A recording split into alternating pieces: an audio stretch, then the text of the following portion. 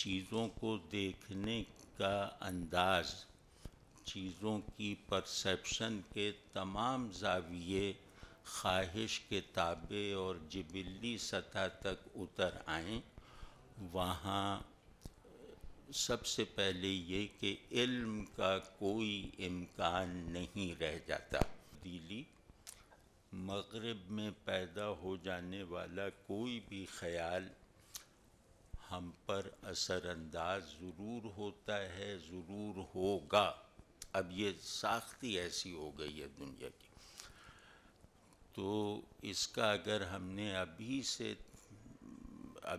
اس کی فکر نہ کی تو ہم اس کا آسان ترین شکار ہیں۔ ایک میں تلخ بات کہہ کے پھر وہ کرتا ہوں کہ ہم اس کا آسان ترین شکار اس لیے ہیں کہ ہمارا کوئی کلیکٹیو مائنڈ اور کلیکٹیو پیشن نہیں ہے۔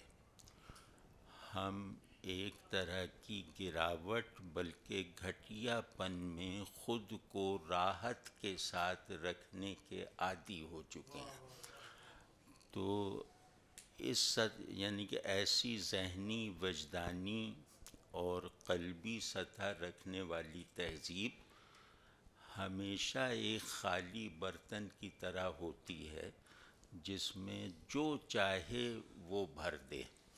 تو ہم گویا ایک خالی برتن کی طرح ہیں جو پوسٹ ماڈرنٹی کا اگر ساقی آیا تو ہم بہت خوش دلی سے اپنے پیالے کو اس کے پانی سے بھروا لیں گے۔ تو اس کی ہمیں فکر کرنی چاہیے۔ تو اقبال جو ہیں،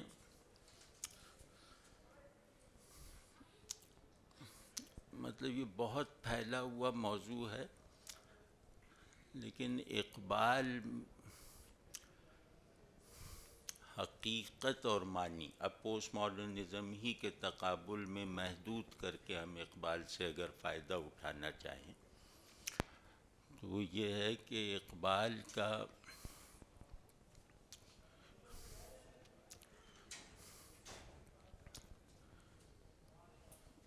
یوں کہہ لیں کہ اقبال کا ایپسٹیم ہو، یعنی اقبال کے علم کا سبسٹنس کیا ہے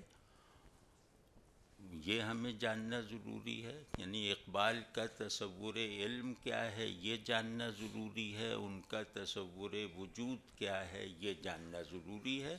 اور یہ بات ظاہر ہے کہ ہم سب جانتے ہیں کہ تہذیبوں میں تبدیلی تصور علم اور تصور وجود کی تبدیلی سے آتی ہے۔ تو یہ تصور علم اور تصور وجود ہی ہے جو کسی تہذیب کو اس کے اصول اور اس کے بنیادی اقدار پر نہ صرف یہ کہ قائم رکھتا ہے بلکہ اسے دوسری تہذیبوں سے ممتاز بھی رکھتا ہے۔ تو اقبال کا تصور علم ہو یا تصور وجود، دونوں کا مادہ، دونوں کا بیسک اور کامن سبسٹنس یقین ہے۔ تو مطلب علم یقین کے حصول کا نام ہے۔ جو علم شعور کو حالت تیقن میں نہیں رکھتا وہ اقبال کی ڈیفینیشن میں علم نہیں ہے۔ اسی طرح جو حال، میرے قلب کا جو حال مجھے اللہ کے یقینی حضور میں نہیں رکھتا، جو میرے وجود کو اللہ کی نسبت سے بیداری کی حالت میں نہیں رکھتا، وہ وجود ناقص ہے۔ جو وہ حال ناقص ہے یعنی وہ وجود ناقص ہے۔ تو اقبال بہت براہ راست طریقے سے پوسٹ ماڈرن ڈسکورس کو اس لاجک پر بھی رد کرنے کی تمام قدرت رکھتے ہیں جس لاجک کو سرے دست پوسٹ ماڈرنزم نے اپنی کسی مجبوری سے قبول کیا ہوا ہے۔ تو یہ وہ راستہ ہے جہاں سے ہم اقبال کو اگر استعمال کرنا چاہیں تو کامیابی سے کر سکتے ہیں۔ تو جیسے سب جانتے ہیں کہ پرانے زمانے میں، یونانیوں کے زمانے میں، علم کی 3 قسمیں تھیں. تو ایک آنٹولوجی تھی یعنی وجود کا علم، ایک کازمولوجی تھی یعنی کائنات کا علم، ایک سائیکالوجی تھی یعنی انسان کا علم. کل علم فیثاغورس کی نظر میں انہی 3 ڈسپلنس کا مجموعہ ہے. اور ابھی بھی آپ غور کریں تو ہمارے علم کی یہی 3 بنیادیں ہیں، یہی 3 منزلیں ہیں. تو کبھی آپ اس نظر سے اقبال کو دیکھیے کہ اقبال علم کی تشکیل اور تکمیل کے ان تینوں جواہر کو حالت کمال تک پہنچا کر اپنے اندر رکھتے ہیں. یعنی ان کی ایک پوری آنٹولوجی ہے جو ان کے تصور حق پر ہے، ان کی ایک پوری کازمولوجی ہے جو ان کے تصور تسخیر پر ہے، ان کی ایک پوری سائیکالوجی ہے جو ان کے تصور خودی پر ہے. تو اگر ہم ان 3 آئیڈیا، اقبال کے بارے میں ایک بات کہنا بہت ایک بات ہے جو بظاہر تضادات کا مجموعہ ہے، لیکن اقبال سے اگر اس بات کو منسوب کر دیں تو اس بات میں پنہاں پوشیدہ تضاد رفع ہو جاتا ہے. اور وہ ہے کہ اقبال پریگمیٹیکلی آئیڈیلسٹ ہیں، آئیڈیلسٹیکلی پریگمیٹک ہیں. تو یہ اس پہلو سے اگر آپ اقبال کو دیکھ، اور بڑا ذہن یا بڑا آدمی وہی ہوتا ہے. تضادات چھوٹے ذہن کی ایجادات ہیں. جتنا بلندی پیدا ہوتی جاتی ہے اتنا تضادات حل ہوتے جاتے ہیں. تو اقبال نے یہ جو پرسپیکٹو کا تضاد ہے نا، اس کو حل کر کے دکھا دیا کہ وہ ہسٹوریکل آئیڈیلزم کے آدمی ہیں، وہ پریگمیٹک آئیڈیلزم کے آدمی ہیں، وہ آئیڈیلسٹک پریگمیٹزم کے واحد نمائندے ہیں، وغیرہ وغیرہ. تو اسی تضاد سے اوپر اٹھتے رہنے کی جو قوت اقبال کو ذہن اور پیشن دونوں کی یکجائی کے نتیجے میں حاصل تھی، اسی میں انہوں نے خودی کو نقطۂ وحدت بنایا ہے خدا اور انسان کا. یعنی وجود کو روایتی طور پہ نقطۂ وحدت بنایا جاتا تھا، تو وجود کو نقطۂ وحدت بنانے میں جو مسائل تھے، اقبال نے ان مسائل کو حل کیا ہے خودی کو یعنی پوائنٹ آف یونیفیکیشن بنا کر. تو خیر یہ بات میں نے اس لیے کی کہ ان پر اعتماد کیا جا سکتا ہے. ہم میں ایک دوسری خرابی یہ ہے کہ ہم بڑے لوگوں کو دیوار بنا لیتے ہیں، دروازہ نہیں بناتے.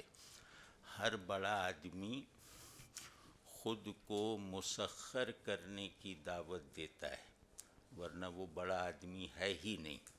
افلاطون نے خود کو مسخر کرنے کی دعوت دی تو ارسطو پیدا ہوا.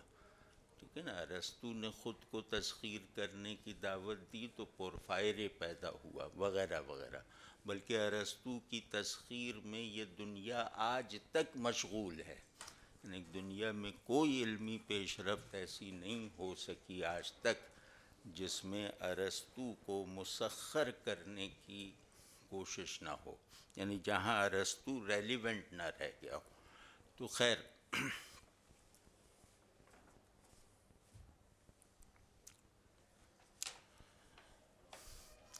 تو اب ہمیں اگر پوسٹ ماڈرنزم سے لڑنا ہے، اور اس پہ پوسٹ ماڈرنزم پر جو کرٹیسزم ہے اس کی تمام شاخوں کا تقریباً اتفاق ہے، وہ ہے میٹا نیریٹو کی بحالی. میٹا نیریٹو سمجھتے ہیں نا؟ میٹا نیریٹو ایک پرنسپل ڈیفینیشن کو کہتے ہیں جس سے چیزیں جو بکھری ہوئی نظر آ رہی ہیں یہ ڈیفائن ہو جائیں، یعنی واحد ڈیفینیشن سے کثیر چیزیں ڈیفائن ہو جائیں، اس کو میٹا نیریٹو کہتے ہیں۔ اور میٹا نیریٹو کے بارے میں پوسٹ ماڈرنزم نے یہ دجل جو پھیلایا ہے کہ پرماننس میٹا نیریٹو کی لازمی ضرورت ہے، ایسا نہیں ہے۔